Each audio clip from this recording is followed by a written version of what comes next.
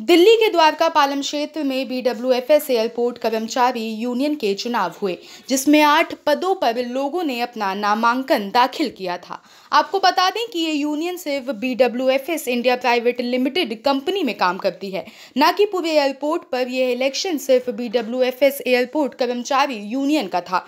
इस इलेक्शन में जीतने वाले पदाधिकारियों के नाम इस प्रकार हैं: president Ashok Kumar, vice president NA Sebastian, general secretary Phoolbadan Paswan, joint secretary Jitendra Kumar, organisation secretary Chanchal Kumar, treasurer Lekhram, propaganda secretary Girish Chandra, कार्यकारिणी समिति सदस्य गिरधारी लाल पदाधिकारी चुने गए हैं, जो अगले 2 वर्ष तक इस बनी कैबिनेट के लिए काम करेंगे और साथ ही साथ अपने बाकी सभी कर्मचारियों के लिए भी उनके हक के लिए कार्य करेंगे।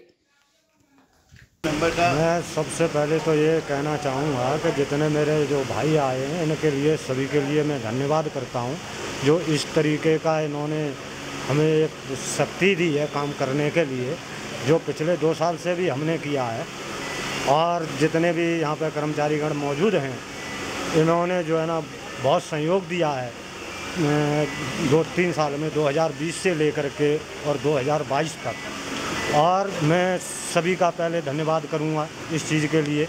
और अपनी चलती में जितनी भी कोशिश होगी, जो भी यूनियन का काम होगा, उसको पूर्ण रूप से हम करने की कृपा करेंगे। और किसी भी कर्मचारी का रात में दिक्कत हो, दिन में दिक्कत हो, उसको पूरा करेंगे। अभी जो है ना हमने PF पे घोटाला पकड़ा है बहुत ज़बरदस्त। अभी जो है ना EPFO ने भी उस पर काम किया है, मैनेजमेंट को नोटिस भी दिया है और मैनेजमेंट को नोटिस भी भेजा है। 6,47,60,000 का 92 लड़कों का उसने भेजा है हमारे पास में। हाँ, और मेरे तो अनुमानित जो है ना 2,500 से 3,000 कर्मचारी हैं कंपनी के अंदर। अभी सबका निकलेगा, तब देखना कितना बड़ा घोटाला पकड़ा जाएगा। हम ये कहना चाहेंगे, सबसे पहले तो हम अपने कर्मचारियों को धन्यवाद करना चाहेंगे कि इतनी बड़ी जिम्मेदारी हमें दी है। हमने 2020 से यूनियन रजिस्टर्ड कराया और 2020 से जितना करप्शन हुआ कंपनी के अंदर, उसका हमने पर्दाफाश किया है। जो आज कम से कम 40 केस हैं, हाई कोर्ट से लेकर लेबर डिपार्ट से लेकर सारे जगह उसका पेंडिंग चल रहा है। और बहुत से घोटाले भी पकड़े गए। EPFO में कम से कम 125 करोड़ का घोटाला है। 2,500 कर्मचारी हैं। अभी EPFO के द्वारा शोकेस नोटिस जारी की गई है लगभग 6 करोड़ का 3 साल का, जबकि 2008 से कंपनी आई हुई है और 2008 से अब तक बहुत सारे घोटाले हुए हैं। मिनिमम वेज में भी हुए, ओवर टाइम में भी हुए, और बहुत सारे तो वायलेशन कंपनी कर रही है शोषण के माध्यम से। सर, जो पोस्ट मुझे मिली है, जो मेरे मेरे को भरोसा दिलाया है, उनका बहुत बहुत धन्यवाद। अब मैं अपनी पद के प्रति सेवानिष्ठ रहूँगा और पूरी मेहनत से काम करूँगा। कहूँगा जो भाइयों ने मुझे इस पोस्ट के लिए चुना है, उनके प्रति हम बिल्कुल खरे उतरेंगे और जो इन्होंने विश्वास करके हमको चुना है, वो विश्वास इनका टूटने नहीं देंगे। मैं साथियों का धन्यवाद करने की कोशिश करूँगा जिन्होंने मेरे को इस लायक समझा इस पोस्ट के लिए। और दूसरी चीज़ है कि मैं अपने साथियों को साथ लेकर चलूँगा, कोई इनकी दिक्कतों को परेशानी हो, उनको सपोर्ट लेकर चलेंगे। आप डरते हो, इस तरीके से डर के काम नहीं चलेगा। अगर आप कोई चीज़ को छिपाओगे तो हम उसके पीछे कैसे समाधान करेंगे उसका।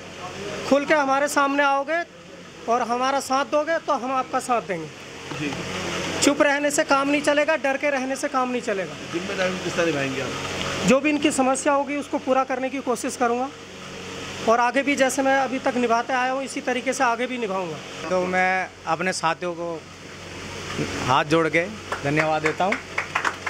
और दूसरा हमारे प्रेसिडेंट हैं, जनरल सेक्रेटरी हैं, उनका धन्यवाद करता हूँ जिन्होंने मुझे इस पद के लिए चुना। मैं तो यही कहूँगा कि जो कंपनी हमारे साथ करती आई, जो शोषण किया उसने, तो अब जब ये कमेटी बन चुकी है यूनियन में, आपने जो भरोसा जताया है, पहले तो कंपनी से दबना नहीं है अब, और ना ही उनका कोई अत्याचार सहन करना है। तो मैं यही कहूँगा कि हमें आपने इस पद पे करा है। अगर आपको कोई समस्या है तो आप खुल के यूनियन अपने जो जनरल सेक्रेटरी है, जो पदाधिकारी हैं, आप उन्हें समस्या बताएं कि हम उस समस्या का हल निकाल सकें। नहीं, मैं यही कहना चाहूँगा कि जैसे कि मुझको इसमें रिटर्निंग ऑफिसर बनाया गया था चुनाव कंडक्ट कराने के लिए, तो हमने नोटिस बोर्ड लगाया, 2 तारीख को नॉमिनेशन की तय रखा गया, फिर 4 तारीख को विड्रॉवल था आफ्टर स्क्रूटनी। लेकिन ये देखा गया कि जो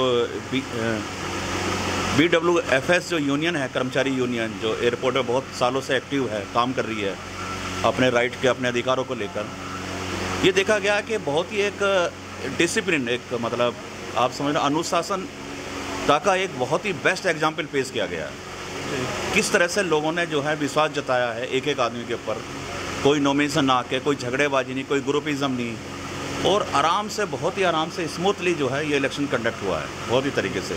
किसी भी पोस्ट पे कोई किसी ने दूसरे आदमी ने चुनाव नहीं किया। ये एक बहुत अच्छा संकेत है। नहीं, मेरी तरफ से तो यही है कि जो मेंबर हैं यूनियन के, मेंबर वो एक महत्वपूर्ण हिस्सा होता है किसी भी यूनियन का। ऑफिस बेरर की बात अलग है, मेंबर ही चुनते हैं ऑफिस बेरर, यानी कि मेंबर विश्वास जताते हैं ऑफिस बेरर पे, जो भी चुनी हुई जो कमेटी है। अब जो चुनी हुई कमेटी है, अब उनका फ़र्ज़ है कि वो कितने खरे उतरते हैं। मेंबरों ने तो अपना काम कर दिया, अपना विश्वास जता दिया, और एक चुन के लिए आए 2 साल के लिए।